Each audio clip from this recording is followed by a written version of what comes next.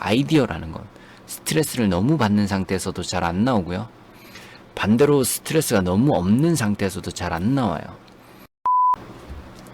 안녕하세요. 네, 강탱입니다. 오늘은 스토리 관련해서 이야기를 약간 해볼까요? 저도 이게 좀 막연한 부분도 많고 스토리텔링, 콘티, 내용 짜는 거 이런 거는 해답은 없다고 생각을 해요. 그 관점으로 들어주시면 감사하겠습니다. 그리고 너무 어려운 내용도 이야기하진 않을 거예요. 그런 부분은 직접 느끼고 배웠을 때 의미가 있다고 생각을 해요. 직접 느끼지 않으면은 사실 뭔 소리 하는지 이해가 잘 안 가거든요. 그러니까 머릿속에서 Y가 너무 많이 나오기 때문에 왜 그렇게 되는지 사실 이해가 잘 안 돼요. 그래서 일단 크게 나눠볼게요. 첫 번째는 내가 후천적으로 작법서 같은 것을 읽고 보고 공부하고 견해를 넓히는 게 있을 수 있어요. 이거 중요하죠. 그리고 두 번째는 즉흥성이에요. 저는 이 두 가지를 굉장히 큰 부류로 나눠서 생각을 해요, 항상. 소설이나 드라마, 여튼 글로 하는 작법이나 글이 영상이 되는 경우, 영상은 만화보다 훨씬 빠르죠? 글도 만화보다 훨씬 빠르고요. 읽히는 게. 이런 경우는 플롯이 되게 중요합니다. 왜냐면 스토리로만 따지면 대사와 분량이 되게 많거든요. 소설이면 나레이션이 엄청 많죠. 묘사도 엄청 많고. 근데 만화는 그런 식으로 만들면 읽기가 불편한 경우가 많이 생겨요. 대사가 꼭 많이 필요한 소수 장르들을 제외하고요. 그러니까 드라마 대사 3분에서 5분 정도만 떼어와가지고 만화에 다 때려 박으면은 내용 진전은 없는데 대사만 어마무시하게 많은 그런 만화가 되는 거죠. 그러니까 같은 씬이라도 만화에선 대사를 훨씬 줄이는 게 더 좋습니다. 그러니까 간략하게 표현하는 게 훨씬 좋아요. 그 정도의 대사량으로 해서는 속도 내서 내용을 진전시킬 수가 없어요. 그래서 줄이는 작업이 무조건 필요하다. 그리고 만화는 일주일에 스토리 한 6, 70컷 정도를 콘티로 짜게 되거든요. 이게 생각보다 스토리로만 따지면 분량이 그렇게 많은 건 아니에요. 연출이 문제지. 오히려 그리고 그림 작업하는 양이 훨씬 많죠. 그래서 즉흥성이 되게 중요해집니다.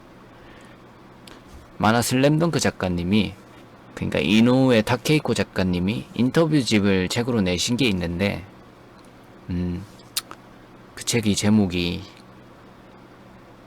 만화가 시작된다라는 책일 거예요, 아마. 저희 집에 있긴 한데, 네. 그 책을 읽어보면은 그런 말이 있어요. 아마 슬램덩크를 읽어보신 분들은 이 에피소드를 다 아실 거예요. 정대만 스토리 있잖아요.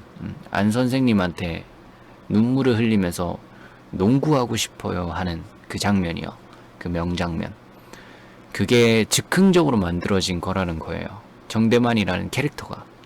원래 그냥 깡패로 등장해서 싸움만 하고 끝이 날 에피소드였는데 그걸 많이 그리면서 싸움이 길어지면서 그 캐릭터에 정이 들게 되어버렸다는 거죠. 그래서 노선을 그렇게 변경했다고 해요.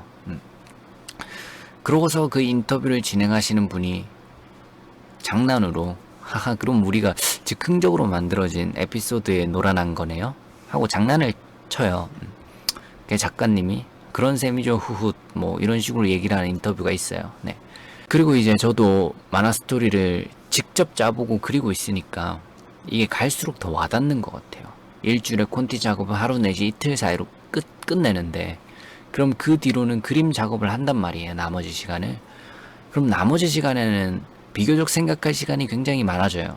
뭐 라디오를 들으면서 그림 작업할 때도 아이디어가 떠오르고 그리고 작업 다 하고 쉬는 시간, 카페 가는 시간, 밥 먹는 시간, 산책하는 시간 이런 시간도 활용만 잘하면 아이디어를 많이 떠올릴 수 있죠. 근데 막 퍼질러져서 쉬니까 그거는 좀 어렵고 근데 만약에 그게 내가 기존에 짜놓았던 것보다 훨씬 더 재밌어. 그럼 저는 노선을 바꿉니다. 대신 큰 틀을 건드리지는 않으려고 노력해요. 만약 큰 틀까지 건드려버리면은 스토리가 너무 크게 뒤바뀌니까 그 큰 틀을 완전 다시 짜야 돼서 고생을 되게 많이 하게 되거든요. 그럼에도 불구하고 뭐 너무 재밌는 아이디어면은 큰 틀까지 뒤엎는 경우도 있을 수 있겠죠. 그래서 제가 볼 때는 스토리의 즉흥성도 되게 중요해요. 그러니까 떠오르는 아이디어 같은 게 정말 소중한 거예요. 그리고 제일 중요한 거를 제가 깜빡하고 있었는데 직접 짜보셔야 돼요. 그러니까 즉흥성이라는 건, 아이디어라는 건 스트레스를 너무 받는 상태에서도 잘 안 나오고요. 반대로 스트레스가 너무 없는 상태에서도 잘 안 나와요.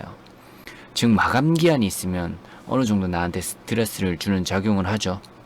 그 작용을 하기 때문에 아이디어 내기에 더 좋은 상태라는 거예요. 근데 그 마감 기한이 한두 시간 안에 스토리를 다 짜야 된다.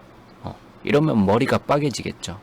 이 정도 스트레스를 받으면서 스토리를 짜는 건 오히려 역효과고요. 가끔 이러는 건 있을 수 있어요. 뭐 시간이 너무 없을 때도 사람이 있을 수 있으니까. 근데 지속되면 더 안 좋은 방법이라는 거죠. 여튼 스토리를 짜 보셔야 돼요. 내가 머릿속으로 그리는 것은 순간적으로 떠오르는 재밌는 장면일 경우가 대부분이거든요.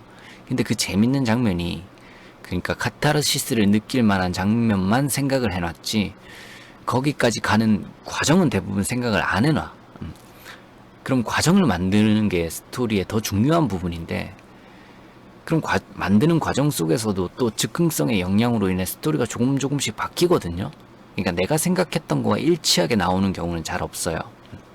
뭐 많이 하다 보면은 즉흥성 때문에 변하는 간극을 조금 줄일 수는 있겠죠. 숙달이 되니까. 그래서 머리로 그리는 것과 결과로 내놓는 것의 차이는 굉장히 크다는 걸 아셔야 돼요. 그래서 직접 써보셔야 돼요, 항상. 그러니까 작법 이론을 아는 것과 작법을 직접 해보는 것은 엄연히 다른 거예요. 뭐 예를 들자면은 자동차 면허 딸 때 뭐 이론 시험 같은 거 치잖아요. 그거랑 직접 나가가지고 도로 주행하는 거랑은 완전 다르잖아요. 그래서 직접 많이 써보시길 바랍니다. 물론 읽는 것도 중요하고 보는 것도 중요해요.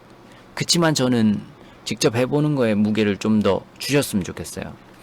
직접 하다 보면은 막히는 게 당연히 생기기 때문에 그럼 궁금해서 찾아보고 읽게 돼요.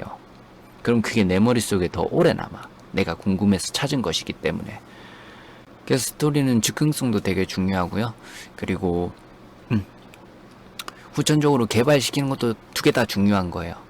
그리고 더 중요한 거 이제 하나, 실행해보는 거. 네. 그러니까 내가 직접 스토리를 짜보셔야 돼요. 세 번째 게 없으면 진짜 정말 안 돼요. 세 번째 게 사실은 제일 중요하다고 볼 수 있어요. 그러니까 꼭 직접 한번 짜보세요.